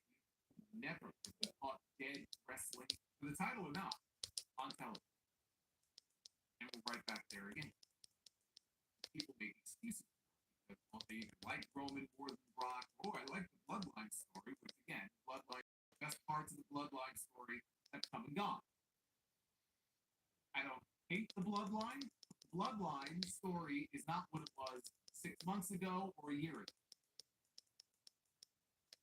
Every month that goes by, and every time we hear something like this, again, I maintain that title should be changed hands at WrestleMania 39.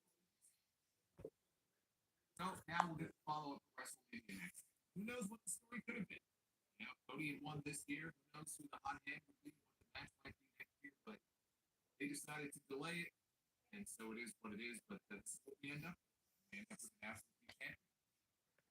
It's just not as interesting. It's not as fun as it was before the Bloodline shit. You know, with Sammy and everything, when they were cooking with that man, that was fun.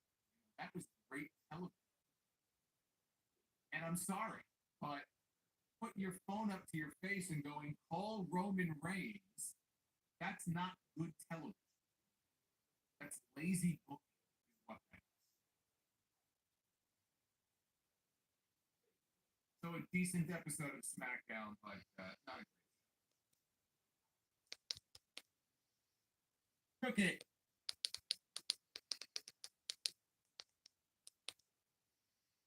With eBay authenticity. Arena is based on his name. He mentioned that it started when he ran SmackDown and asked Cena to.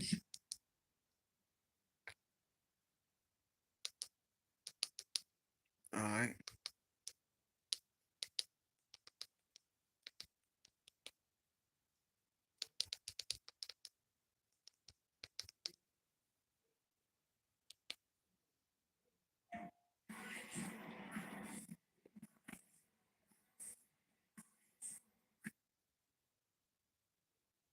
I can't stop.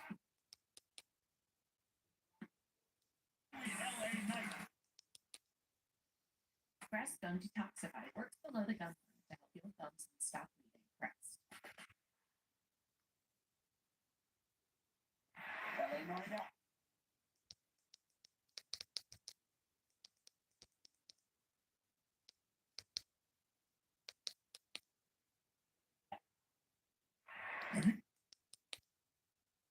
We hit approved or whatever. We might see Charlotte next week. Have you ever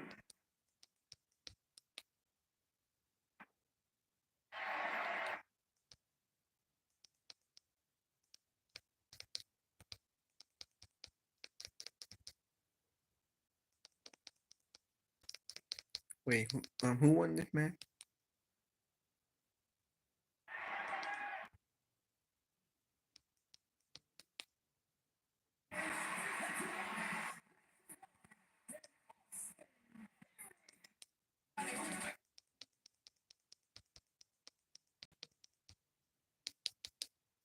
All right.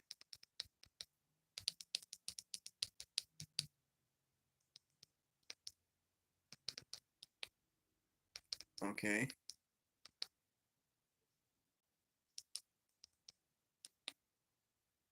Into WrestleMania season, the one thing that would probably make sense would be John Cena versus Solo Sikoa. Now, that could very well still be the case. We don't really know. We don't know how long Cena is going to be with WWE. As soon as Hollywood gets back up and running, Cena's finished. He even said so himself. This may be the only time that they get to wrestle. I see a lot of Umaga in Solo Sikoa. Clearly. as does a lot of people.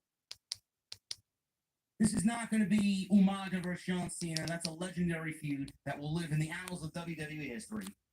But WWE is going to try and recreate what they had with Umaga and John Cena here with Solo. Now, I don't think they come close, but the match, as far as the story, like I told you in the beginning, very academic, very simple, very basic. Cena hasn't won a match in over 2,000 plus days, and John Cena needs to win. He has a desire to win. He's putting the utmost importance on the W. He says the fans are starting to lose connection with him. He feels the connection being lost. He needs to get back in the good graces of the fans. He needs to win. This is important. It's win or go home. He wins. It gives him the confidence that he can continue doing this for a little bit longer. He loses, he goes home. He may call it quits. He may call it a day if he loses to Solo Sikoa. The story is simple. It's easy for anybody watching the show to really go out there and call or enjoy if you enjoy this type of simplistic storytelling. Can't really hate on the segment. In fact, I thought this segment was more effective than the Roman Reigns and LA Knight segment in the opening of the show. I thought that they did a great job here. They did a better job here selling John Cena and Solo Sikoa more so than they did LA Knight and Roman Reigns at the contract signing to open the show time. Yeah, me too. And I think a lot of people kind of feel that way as well. Some people enjoyed both segments. I enjoyed this segment more than I did the opening segment. Yeah. It's tough to not when it's John Cena and Paul Heyman. Yep. It was effective. Was it breaking the boundaries type shit? Was it the best promo that John Cena cut? Was it the best promo that Paul Heyman cut? No. They did paint by the numbers, bare bones stuff, still came off good to get you to Crown Jewel with a very simple story behind it. Basically it. LA Knight was in the back. He said Heyman talks about pissing off the bloodline, but the bloodline needs to worry about who they piss off. Knight said that he's going to grab Jimmy by the pigtails and ride him around the ring until he says it's Knight's game. Whoa. Get your minds out of the gutter, man. It's going to ride Jimmy around the ring? Whoa, bruh. Come on now. Dragon Lee. He goes one-on-one with Cedric Alexander. The fact that Shotzi and Chelsea Green got 3 minutes is a disgrace. They should have gave those 3 minutes to these guys. This did not go as long as I would have liked it to go. They went 8 minutes, actually. They could have given the 3 minutes of Shotzi and Chelsea to these guys to go 11 minutes. I thought this was a good TV match. It actually reminded me of what Cedric did in the Cruiserweight Classic with Kota Ibushi. If you guys don't know what I'm talking about, go out and find that match from many, many moons ago. Yeah, been a long time. Cedric had great matches on 205 Live. He was a great Cruiserweight champion. I remember the match he had with Ali at WrestleMania 34 on the pre-show. And it was a great match. It was an awesome match. Cedric is a great talent. And Cedric hasn't been used really. He hasn't been used not since the Hurt Business broke up. Ever since the Hurt Business broke up, he was pretty much a jobber. He was pretty much in catering. Him and Shelton. And then Shelton got released. And now Cedric by himself. What's he gonna do? I was surprised to see him on Smackdown. So is he gonna be on Smackdown?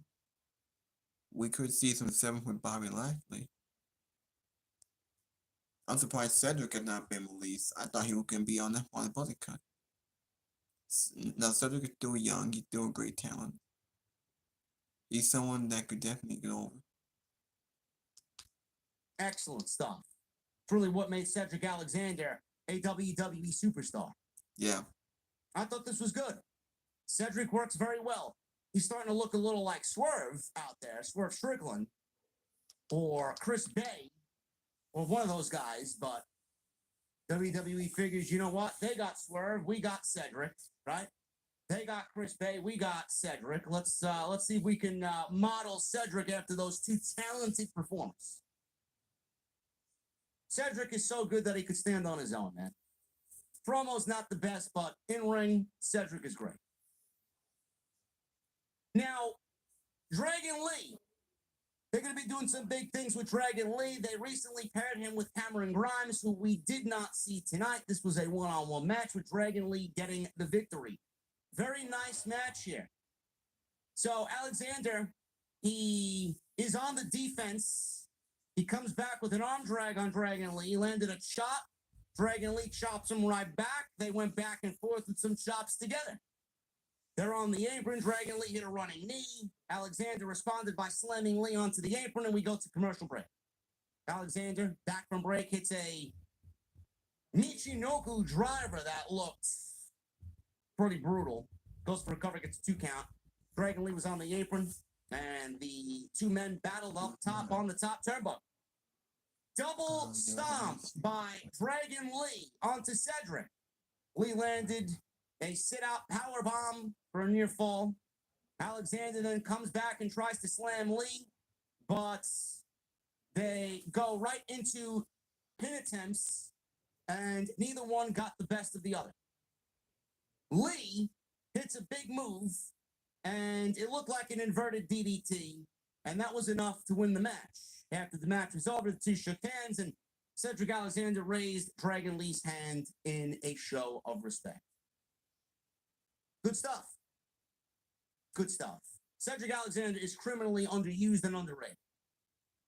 They put him out there with Dragon Lee to showcase what the guy could still do. And again, if they want to push Cedric Alexander as a solo on SmackDown, it's going to take a lot of rehabilitation to get him back in front of the casual audience and them get behind him. This is what happens when you bury somebody for years because Vince doesn't like him or finds no value in him. Yeah. Now Triple H is in charge. He's going to give Cedric Alexander another shot. And when he's out there, he gets no reaction with the ring entrance. He gets no reaction in the ring unless he does something fucking big in there. It's going to take a while. It's going to take a while for a lot of these men and women to get back into good graces with the live audience. It's going to take a lot for Tegan and Xia Li and Candice LeRae and Indy Hartwell. It's going to take a lot for Johnny Gargano and Tommaso Ciampa. It's tough. Yeah. That's what happened when you have your superstars off TV for months. Pretty much sitting in catering and doing nothing. So it's going to take a while. Hopefully by the time we get to the Royal Rumble and WrestleMania, that's when they get over. Hopefully. If not, I don't know what to do. This is what happens when Vince has neglected a good portion of the roster. Now Triple H is trying to get them back on TV, and it's going to take a long time for that to happen. Bianca Belair. She returns, and she's targeting Damage Control. Belair is out there, and she's talking about Damage Control and Bayley, and apparently she wants revenge on what they did to her 2 months ago. Belair says she was excited to be on SmackDown.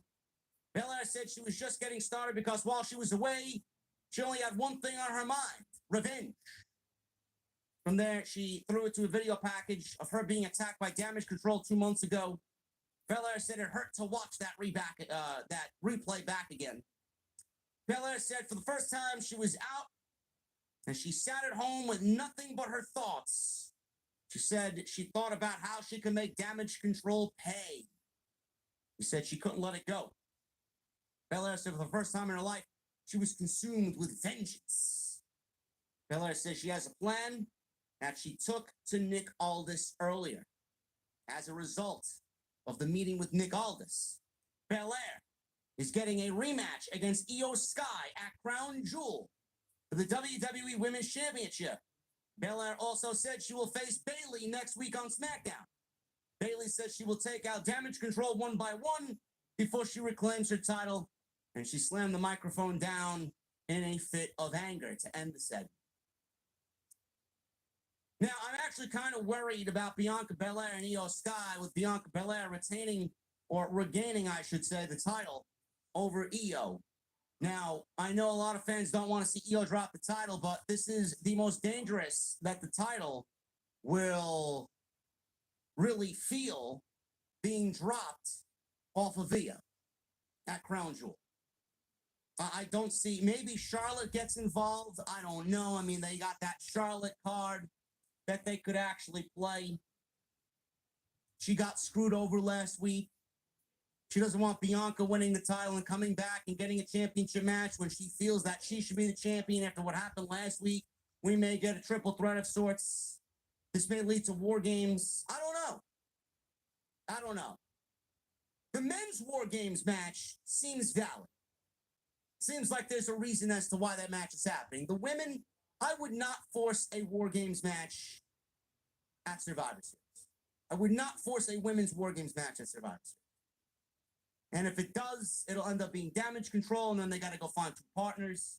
And then it'll be Bianca Belair and Charlotte and Asuka and Kairi Sane or whoever else they want to bring back. Do you care? No. Seems like it's just forced. Yeah.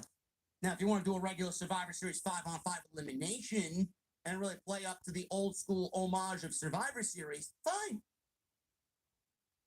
But Bianca Belair could realistically steal that title from Io at Crown Jewel.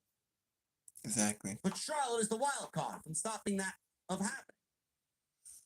We'll see. Again, nothing exciting here. Paint by the numbers stuff. She sat at home for 2 months thinking about vengeance and revenge on Damage Control. She's going to take them out one by one. Now, next week, the Bayley match more than likely is going to be a setup or an angle to get to Io. Bianca versus Io. Great. Nothing exciting here. Next week, we got Bianca versus Bayley and then a weigh-in. A weigh-in between Rey Mysterio and Logan Paul. You know who's a big fan of weigh-ins? Ah, that's great shit, pal. Do we really need a weigh-in for Logan Paul and Rey Mysterio? No. Come on. Just lazy. That's the best they can do for the feud. LA Knight.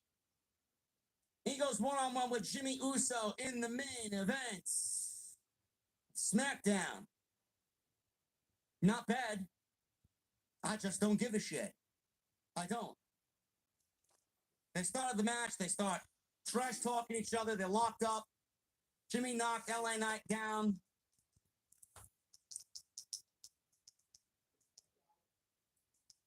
Yeah.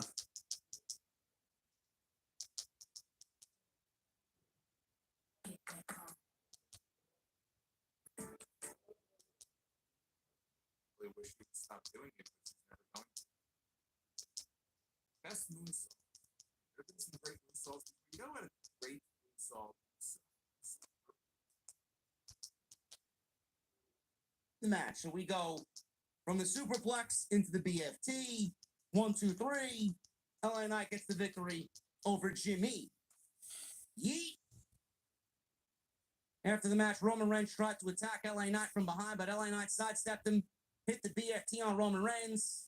Roman Reigns sold the BFT, and he yelled at Reigns as the show went off the air. So I'm assuming, like I said before, LA Knight is going to get his ass handed to him next week by the Bloodline and by Roman, and they're going to go off the air, giving you some semblance of hope that LA Knight is going to beat Roman Reigns like they did tonight. No. Not going to happen. LA Knight's not beating Roman Reigns. WWE can tease you all they want. It's not going to happen. Decent match with Jimmy. I just don't care because we've seen this song and dance before, man. It's not exciting. It's not. There's no intrigue. There's no unpredictability. LA Knight's in a match with Jimmy Uso. He's got a championship match on Saturday, a week from Saturday. Is he going to lose to the henchman of Roman Reigns? No. Jimmy Uso is nothing but a punching bag. He's a jobber. He's the jobber of the Bloodline. While Jay is main eventing on Raw, Jimmy's main eventing and losing every fucking match that they put him in. SmackDown is very basic, kindergarten-like storytelling. It's not exciting. There's nothing to really sink your teeth into, man. There's nothing. I want to sit there and I want to think. I want to dissect. I want to fucking come up with different scenarios. I can't come up with nothing. It's just fucking straight to the point with Smackdown. It's like you pick up a coloring book and they color it within the lines so perfectly, man. Color outside the lines. Give me some fucking chaos.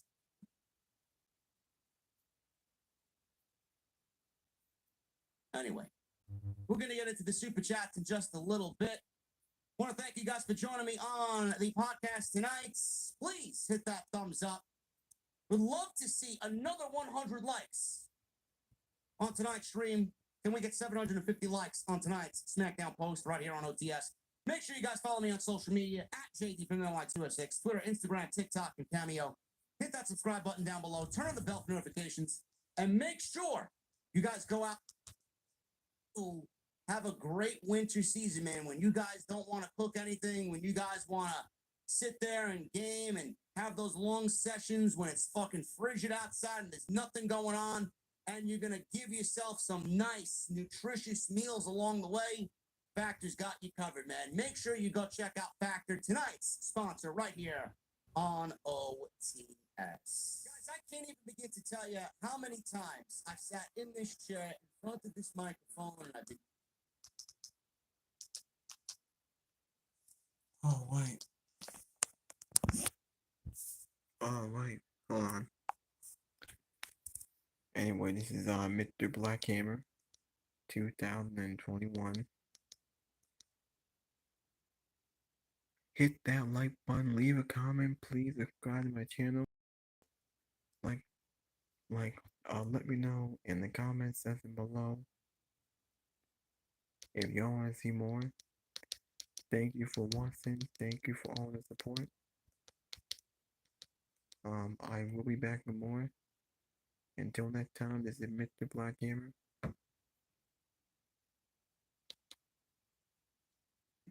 Make yourself a meal. Make sure that you're eating well. Well, all that changes with Factor. Skip the extra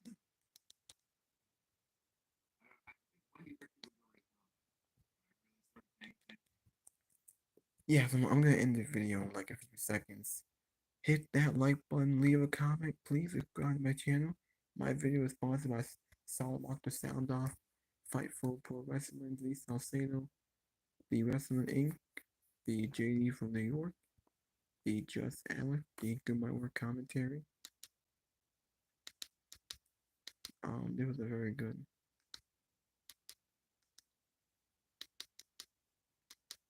Okay. Until next time, I'll see y'all later. I made it in about 2 hours.